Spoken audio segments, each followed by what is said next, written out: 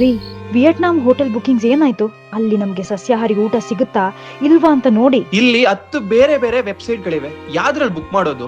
ಒಂದ್ರಲ್ಲಿ ಫ್ಲೈಟ್ ಸರಿ ಇದೆ, ಇನ್ನೊಂದ್ರಲ್ಲಿ ಹೋಟೆಲ್ ಸರಿ ಇದೆ. ಅಬ್ಬಾ, ಇದನ್ನ ನೋಡಿ ನನ್ ತಲೆ ಗಿರ್ ಅಂತಿದೆ. ನನ್ನಿಂದ ಅಷ್ಟೆಲ್ಲ ನಡಿಯೋಕ್ ಆಗಲ್ಲಪ್ಪ. ಅಲ್ಲಿ ಇಲ್ಲಿ ಅಂತ ಯಾಕೆ ಅಲ್ದಾಡ್ಸ್ತೀರಾ? ಅದಕ್ ಬದ್ಲು ಮನೇಲೆ ಆರಾಮಾಗಿರೋಣ ಬಿಡು.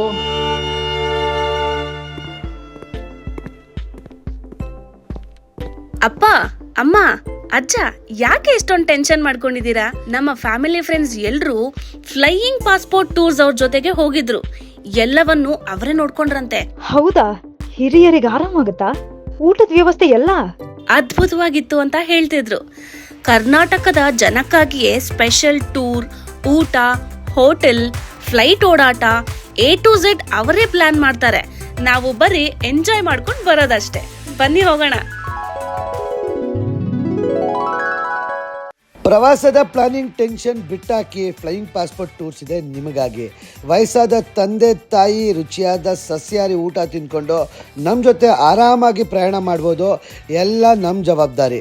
ಬನ್ನಿ ಈ ಬಾರಿ ಫ್ಲೈಯಿಂಗ್ ಪಾಸ್ಪೋರ್ಟ್ ಟೂರ್ಸಲ್ಲಿ ವಿಯೆಟ್ನಾಂ ಗ್ರೂಪ್ ಟೂರ್ಗೆ. ಹೆಚ್ಚಿನ ಮಾಹಿತಿಗಾಗಿ ಈಗಲೇ ಕರೆ ಮಾಡಿ. ಎಲ್ಲರೂ ಒಟ್ಟಿಗೆ ಫೆಬ್ರವರಿ 1ನೇ ತಾರೀಕು ವಿಯೆಟ್ನಾಂಗೆ ಹೋಗೋಣ.